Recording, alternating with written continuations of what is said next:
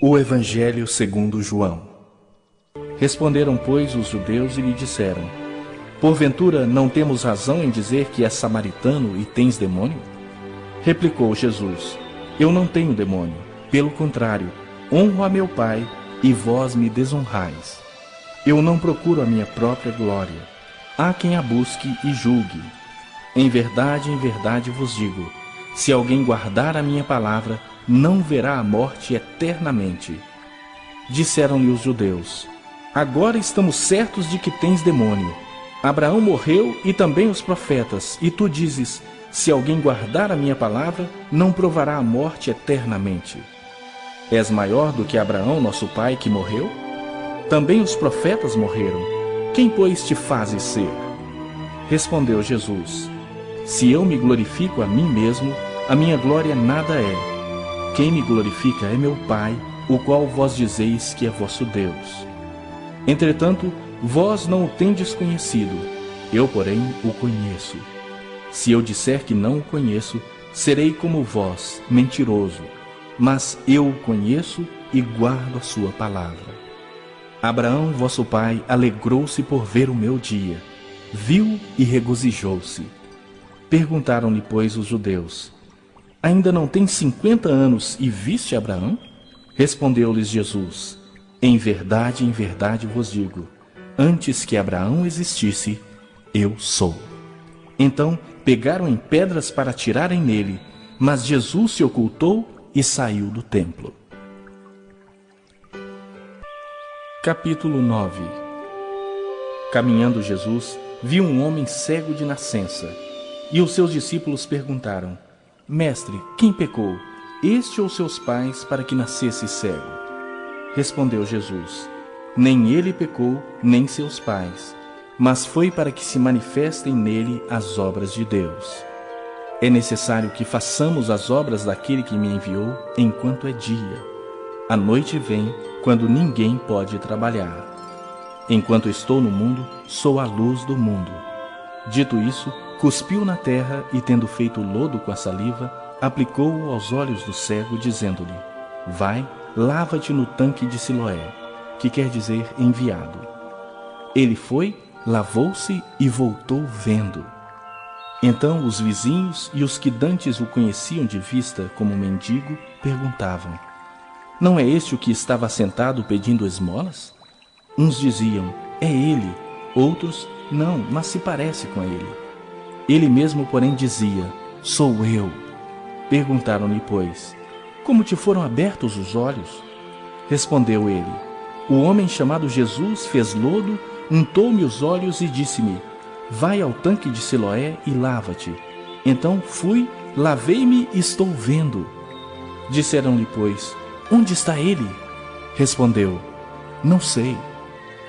Levaram, pois, aos fariseus o que dantes fora cego. E era sábado, o dia em que Jesus fez o lodo e lhe abriu os olhos. Então os fariseus, por sua vez, lhe perguntaram como chegara a ver. Ao que lhes respondeu: Aplicou lodo aos meus olhos, lavei-me e estou vendo.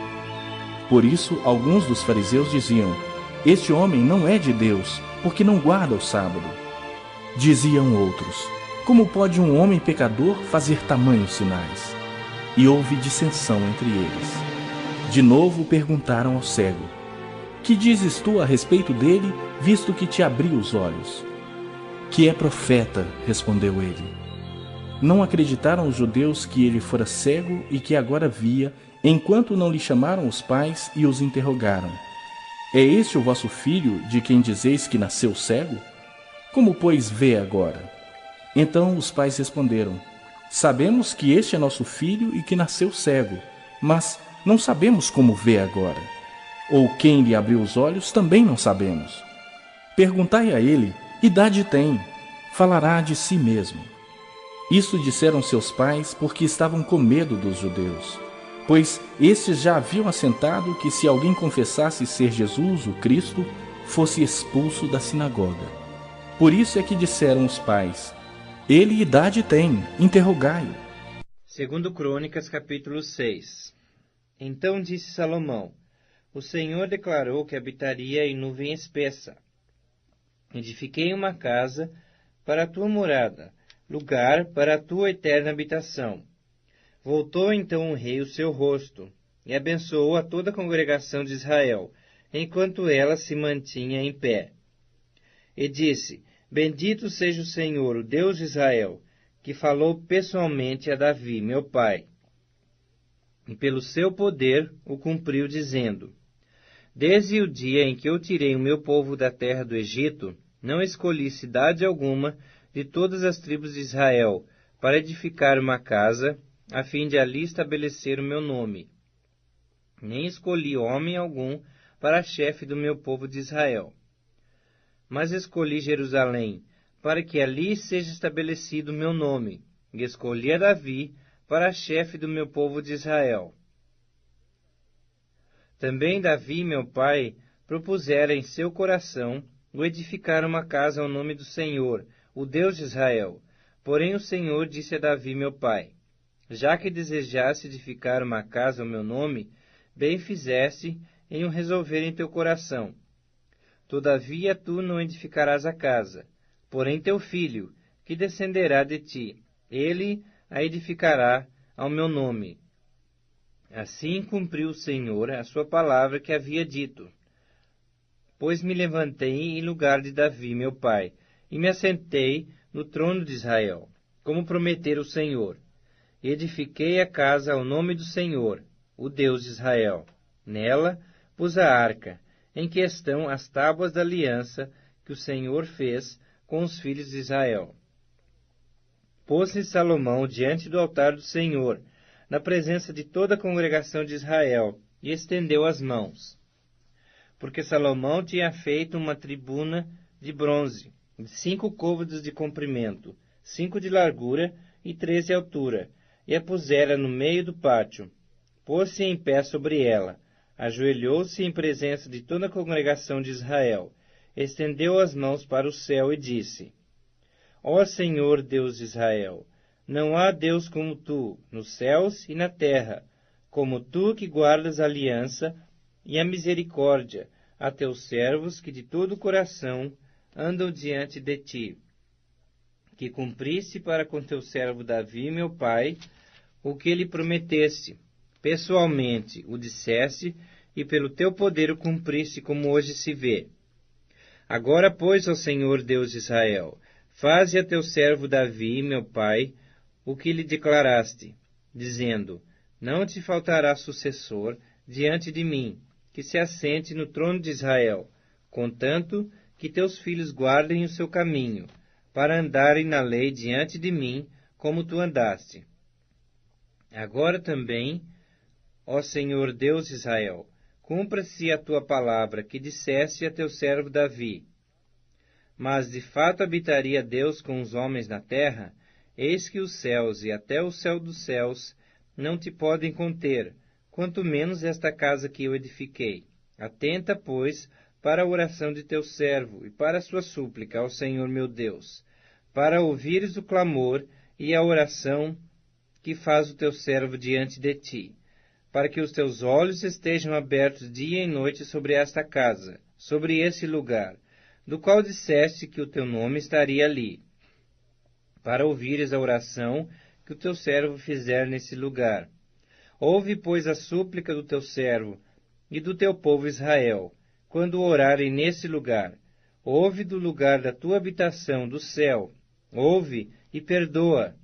Quando alguém pecar contra o seu próximo, e lhe for exigido que jure, e ele vier a jurar diante do teu altar nesta casa, ouve tu dos céus, age, e julga teus servos, dando a paga ao perverso, fazendo recair o seu proceder sobre a sua cabeça, e justificando ao justo, para lhe retribuires segundo a sua justiça.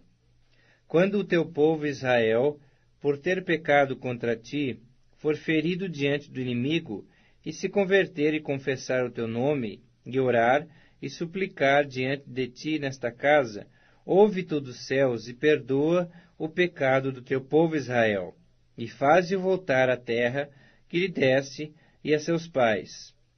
Quando os céus se cerrarem, e não houver chuva, por ter o povo pecado contra ti, e ele orar nesse lugar, e confessar o teu nome, e se converter dos seus pecados, havendo-o tu afligido, ouve tu nos céus, perdoa o pecado dos teus servos e do teu povo Israel, ensinando-lhes o bom caminho em que andem, e dá a chuva na tua terra, que desce em herança ao teu povo.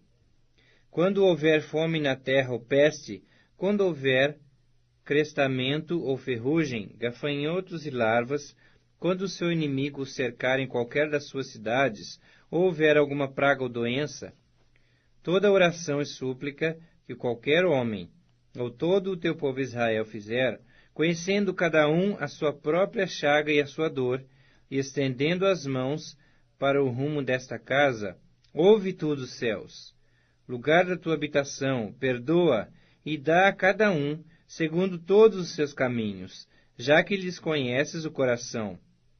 Porque tu, só tu, és conhecedor do coração dos filhos dos homens, para que te temam, para andarem nos teus caminhos todos os dias que viverem na terra que deste a nossos pais.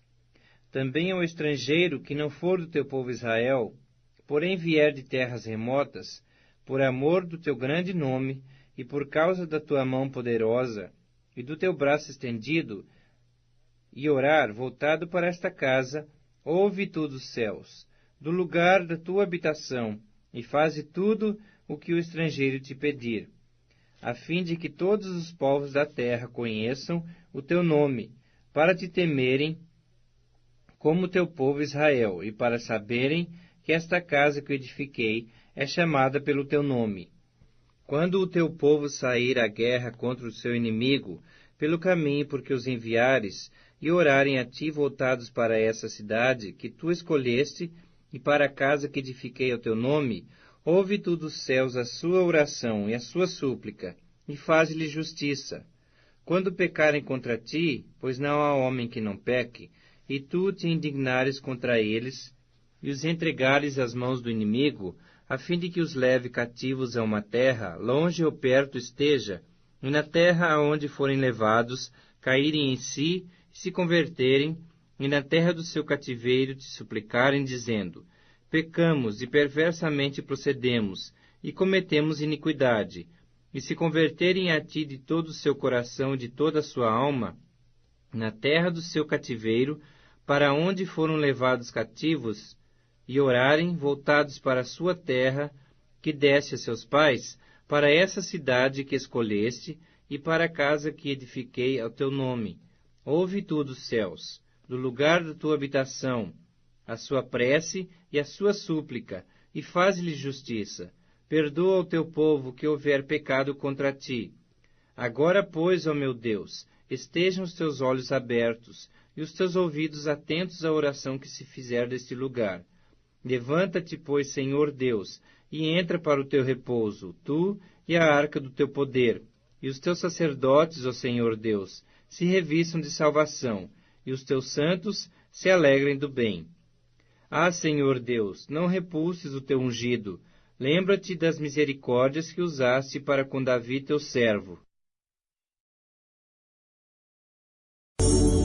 Vocês falam demais, e o Senhor está cansado de toda essa conversa. Mas vocês ainda perguntam: como foi que fizemos com que Deus ficasse cansado? Foi por dizerem assim. O Senhor Deus pensa que os que fazem maldades são bons, e de fato Deus gosta deles. Ou então vocês perguntam: onde está o Deus justo? Malaquias, capítulo 3. O Senhor Todo-Poderoso diz: eu enviarei o meu mensageiro para preparar o meu caminho. E o Senhor, a quem vocês estão procurando, vai chegar de repente ao seu tempo. E está chegando o mensageiro que vocês esperam, aquele que vai trazer a aliança que farei com vocês. Mas quem poderá aguentar o dia em que ele vier? Quem ficará firme quando ele aparecer? pois ele será como fogo para nos purificar, será como sabão para nos lavar. Ele se sentará para purificar os sacerdotes, os descendentes de Levi, como quem purifica e refina a prata e o ouro ao fogo. Assim eles poderão oferecer a Deus os sacrifícios que ele exige. Então as ofertas trazidas pelo povo de Judá e pelos moradores de Jerusalém agradarão a Deus, como acontecia nos tempos passados. O Senhor Todo-Poderoso diz ao seu povo: eu virei julgá-los e darei sem demora o meu testemunho contra todos os que não me respeitam, isto é, os feiticeiros, os adúlteros, os que juram falso, os que exploram os trabalhadores e os que negam os direitos das viúvas, dos órfãos e dos estrangeiros que vivem com vocês.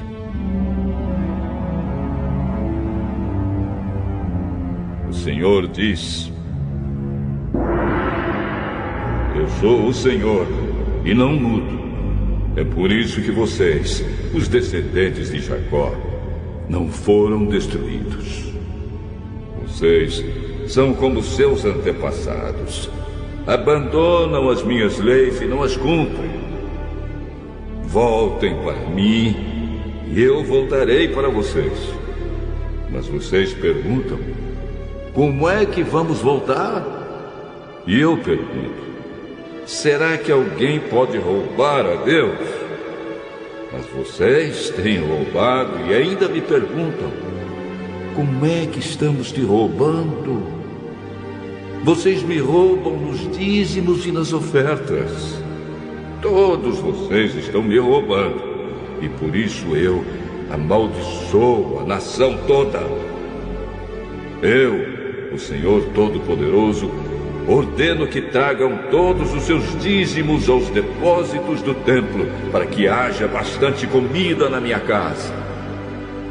Ponham-me à prova e verão que eu abrirei as janelas do céu e farei cair sobre vocês as mais ricas bênçãos.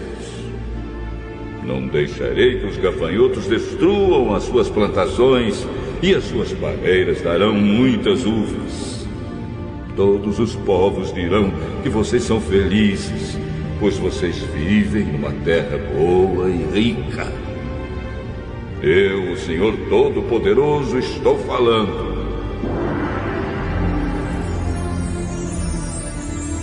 O Senhor diz: vocês falaram mal de mim e ainda perguntam: o que foi que falamos contra ti? Vocês dizem: não vale a pena servir a Deus. Não adianta nada a gente fazer o que o Senhor Todo-Poderoso manda, ou vestir roupas de luto para mostrar a Ele que estamos arrependidos.